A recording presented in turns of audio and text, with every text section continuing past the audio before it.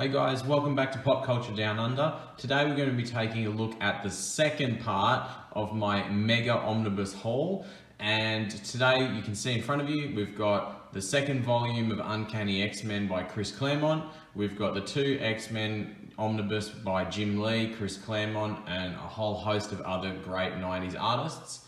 I've got the Planetary omnibus by Warren Ellis and John Cassaday, and a full Brubaker set of Captain America omnibus. So we're going to dive in, take a quick look through each of the books, have a look at some of the art, talk a little bit about the stories, and yeah, join me for a look through each book. And after the jump, I'll get started with Captain America first. Alright, so here's the first volume of Ed Brubaker's Captain America run. This is the book where we get the Winter Soldier coming back, and it's really what inspires a lot of the story beats that happened in 2014's Winter Soldier movie. So it was extremely influential on the Marvel Universe as a whole, and especially the Captain America character. Ed Brubaker contributes a lot of new toys for the toy box. So let's take a look at this first volume. I'll go pretty quickly through it. On the dust jacket, we have fantastic Steve Epting cover. The spines, now you'll notice the spines as we look through are very consistent. And then on the back, we get the issues. Now, this is an older book, so we just get the black faux leather cover as was standard with older Marvel Omnibus. Take a quick flick through. And we get straight into it, pretty much. We get a little bit of a contents page, and then we dive straight in. Now, this book, the art is all done by Steve Epting, or almost all of the art, who is a frequent contributor to Ed Brubaker's stories. And his style matches Ed Brubaker's writing so well. So it's really just a perfect storm of fantastic comics. I have read the equivalent of the first two omnibus of this run, and it really was amazing stuff. Part of what got me back into modern Marvel comics. It's definitely the best Captain America material I've ever read. It really brings Captain America into a more of a real life feeling aspect of the Marvel Universe. And yeah, cannot recommend it enough.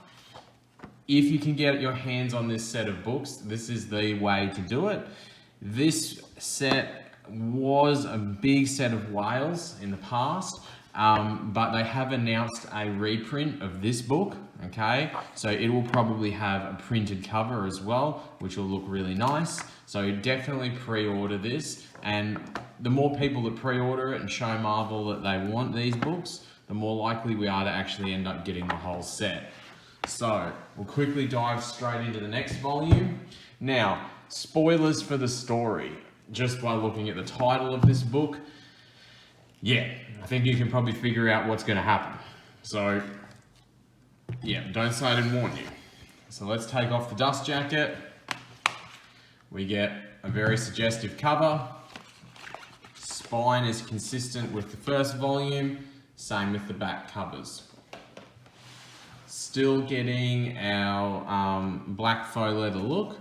This is a really small omnibus, and I think it pretty much collects just what's in the Ultimate collection of The Death of Captain America, which I used to have, and this is the end of this is pretty much where I read up to. And there's 3 whole volumes I've never read, which I'm pretty excited to get into.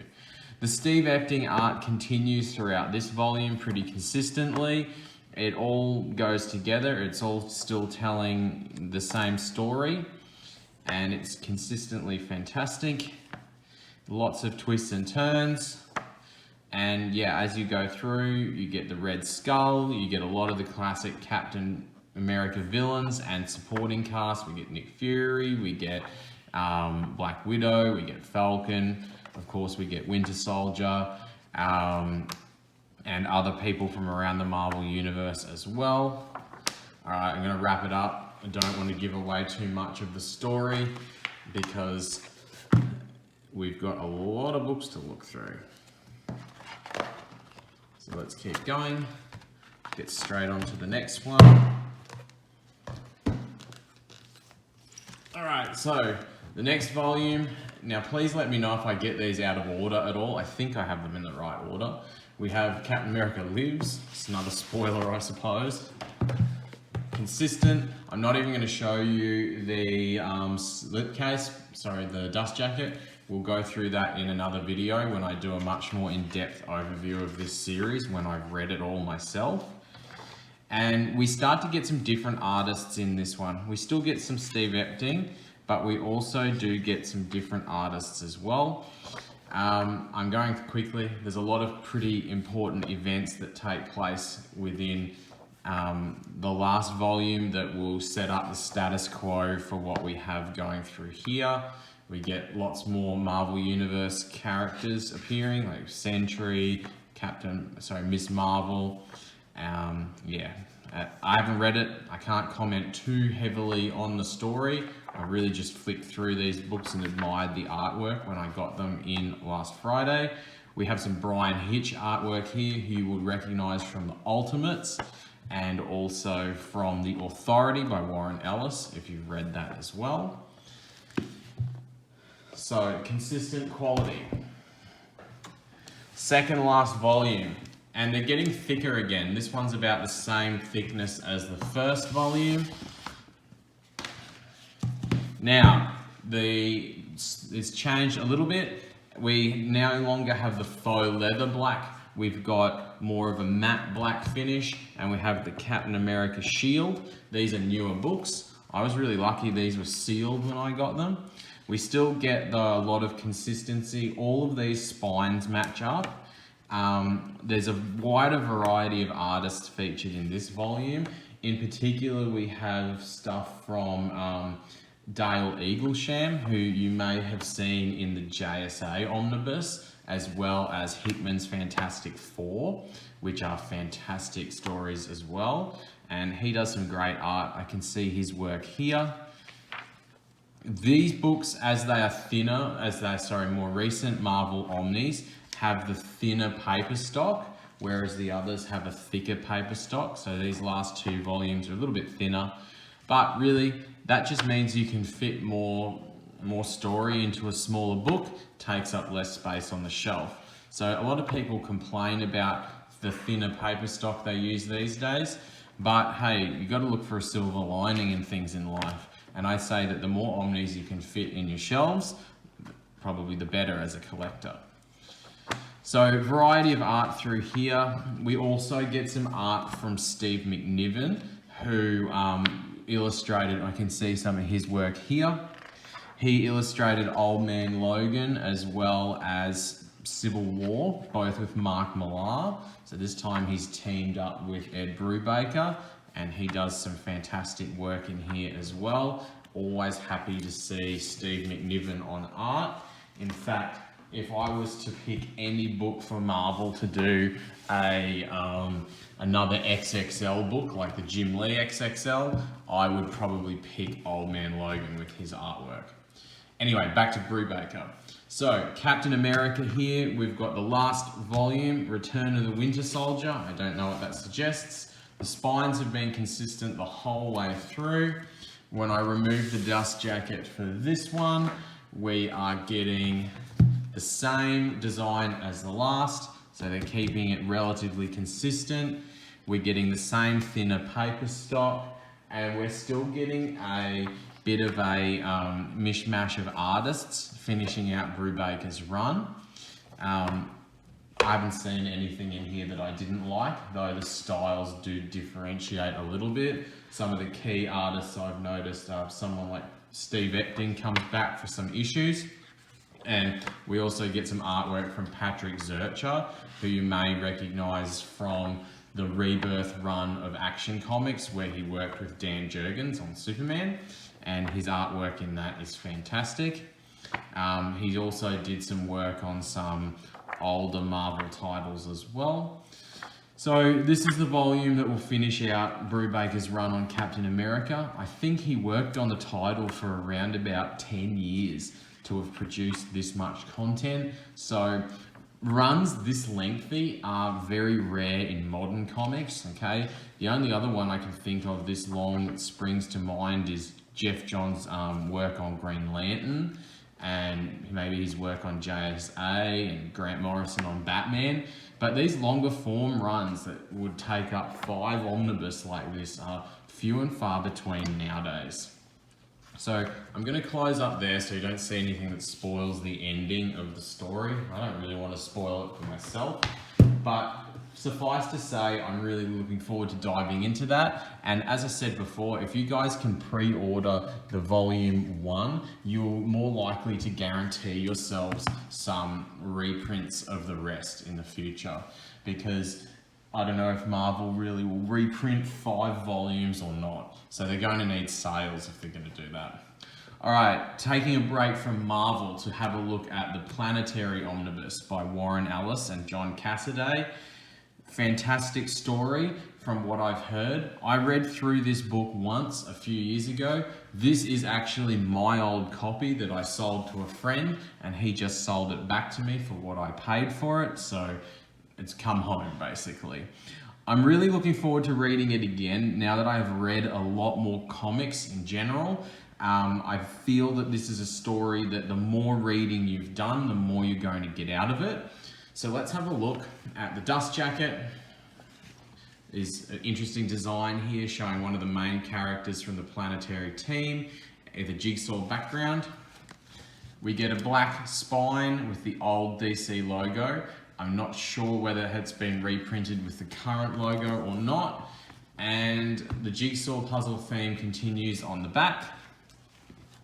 So let's take off the dust jacket and we get this awesome printed cover, set of printed cover boards, making it look like an old-fashioned type of book. Okay, looks like it's got hinges on the spine. It's a really cool design. So let's open it up. It's a DC omnibus, so we get a little bit more crackling than with our Marvel books. The paper is thicker paper stock than the Marvel omnis that we've just looked at. And we get straight into our creator credits. We get a little bit of work from Phil Jimenez, Andy Lanning and Jerry Ordway, in addition to the main art duties being done by John Cassaday, who you guys might know from Joss Whedon's astonishing X-Men run. We get an introduction from the great Alan Moore that he wrote back in '99 when he was obviously still on a little bit to better terms with DC. And then we get into it. We don't get a contents page, unfortunately, but straight away we can see how cool the artwork is in this series. John Cassaday really is a top tier talent, and it's Warren Ellis cool, okay? So if you've read and enjoyed other Warren Ellis books, you're going to really read it. See here that spine crackle from the DC books, okay? You're going to enjoy this run as well. So it's a really good series, and you get amazing artwork. It does take place in the Wildstorm universe along with the Authority, and we do get a crossover issue later on, which is a good read as well. So yeah, I will do an overview of this book again when I have finished my reread. As you guys would have obviously known, I have a lot of reading to do, but I won't be able to get many new books for quite a while. So I'll be doing a lot of overviews of what I've got already. All right, last video, which I will link in this video. In my last haul, you would have seen I got volumes 1 and 3 of Claremont's X-Men. I told you volume 2 was coming. Here it is. And whip off the dust jacket. It's consistent with the last lot. We get our black omnibus. I believe this is one of the reprinted editions, as it has the thinner pages. And this book, it's still written by Chris Claremont, and a lot of the art is done by John Byrne, but Dave Cockrum also comes on board. This book features a lot of classic storylines. We get some Dark Phoenix, we get Days of Future Past. Really, this run is where Chris Claremont basically creates everything we know and love about the X-Men today. So we can see John Byrne's art's really hitting its stride at this point. He's really consistent, and originally I didn't like older comics, but it was John Byrne's artwork that really got me into older books when I read his Fantastic Four omnibus set, and it sort of turned me around on the older stories. So once you get, if you're a modern reader, once you get used to the older art style and you really learn to love it, that's when you're ready to go back and read some of these classics. And I'm really excited to read this. I'm going to do a full read through of Claremont X-Men once I get all of the books. The volume 4 omnibus is getting its first printing at the end of the year. I plan to get it for Christmas, and then I'll be able to start my read through. And I'll need to find everything that links up the 4 omnis to the Jim Lee books as well, so I can read through all the Claremont X-Men stuff that I've missed out on for so many years. Alright, so that gives you a bit of a look inside. Obviously someday I will do a more comprehensive overview. And lastly we have the Jim Lee X-Men Omnis. Chris Claremont is still doing the writing on these. And volume 1 is a very interesting book because it features a lot of the characters are quite different to the ones that we normally associate with the X-Men, and a lot of the costumes are pretty different as well. So even though these books are called X-Men, the Jim Lee X-Men Omnibus, particularly this volume doesn't really feature much Jim Lee art at all. Most of the art is done by people like Mark Silvestri and other artists that were going around at the times. Jim Lee only really does maybe 10 or so issues within this book. The other artists are very consistent though, like Mark Silvestri does amazing stuff, and it's very similar in style to what Jim Lee does as well. So we get a lot of new characters introduced within here as well, like Jubilee is introduced within here, and if you know the X-Men cartoon series from the 90s, you know who Jubilee is. We get Lady Deathstrike, we get the Reavers, who you guys will know from the Logan movie. Yeah, so in this book, the X-Men spend a lot of time in Australia as well. It's an odd time for the X-Men. And this is probably not a book that you would want to read as your first introduction to the X-Men. It would be better if you went back to the earlier Claremont volumes, not just jump straight into this one. That's what I did. I jumped straight into this in the past before when I had these books, and I sold them and I got them back again just recently. And I jumped into this expecting like my X-Men from the 90s, the cartoon, and that's not what I got. It's really taking place towards the back end of the Claremont run. So you'd be much better off to read the first few volumes of Claremont before you get into this. Or if you want to jump into some X-Men stuff that you don't need to have done much reading for, jump into Morrison's new X-Men run. It has a fantastic omnibus because this one has great Jim Lee art, but it's not as much as you would think. And yeah, if you're just wanting to look at some pictures of Jim Lee's doing X-Men, you're better to read volume 2 than this one. That being said, this issue here that has Black Widow, Wolverine, Psylocke, and Captain America taking on the Hand has some pretty awesome artwork. Alright, so last video of the haul, guys, we're going to be taking a look at the second volume of the Jim Lee X-Men. And this features a lot more of the costumes and characters that you know from the 90s cartoon series, okay? Wolverine is in his yellow costume. Gambit was introduced in the last volume. Rogue looks how we always know her. We've got the Jim Lee style, the 90s cartoon style Cyclops. And let's jump in and have a look at it.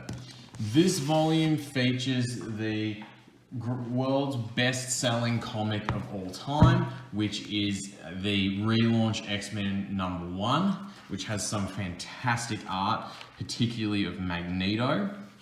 And as we flip through here, we get more Jim Lee in this volume, but we also get a lot of art from Whilce Portacio, who was another famous ex-artist at the time. And yeah, everyone looks how you would expect them to in here. When I do the reread through all of this, I will also be cutting some of the issues in this book with the X-Men XXL that I will be reading as well, because it double dips some of what's in here. and I get to see things like this, like Gladiator taking on the X-Men in supersized artwork. And flipping through here, this is Jim Lee at his peak on X-Men. It's the best stuff of his working on X-Men just before he left Marvel with the other guys who went on to create Image. We get some Apocalypse, we get pretty much everything you would want from Jim Lee in here. So I'm going to try and find here we go, one of my favorite X-Men panels, Magneto in Space by Jim Lee. And then this close-up of Magneto here, this is Jim Lee's art style really coming into its own. This is the sort of stuff we get from him even on Batman today. The stubble on Magneto here, the jawline, is very much like what you'll see Jim Lee do in Batman Hush and other stories like that. So these books are also getting reprinted. All of these Claremont X-Men books are getting reprinted over the next 6 months or so. So if you've got the money and if you're interested in X-Men, you should definitely get your pre-orders in. It's all material worth having if you like X-Men and you like the Marvel Mutants. So I'm going to stop there. As I said, I'll do more detailed overviews of these books in the future. So it's been another long video. This is it for my mega haul. I hope you've enjoyed the short little look you get at some of these books. A lot of them are getting reprinted, which is fantastic for those of you out there who haven't got them. So I'm really looking forward to hearing and seeing people getting these books into their collections. And thanks once again for watching.